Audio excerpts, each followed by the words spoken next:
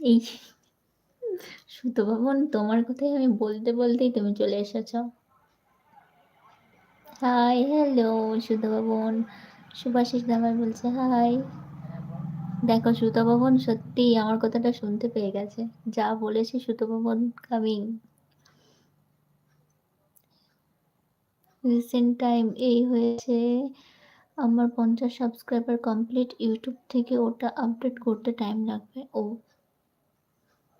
সুতোভবন তো সবকিছু জানে। সুতোভবন তো জিজ্ঞেস করো ও সবকিছু জানে। আর সুমনদা ভাই বলছে ১০ দিনের মতো টাইম লাগতে পারে। আচ্ছা, আচ্ছা।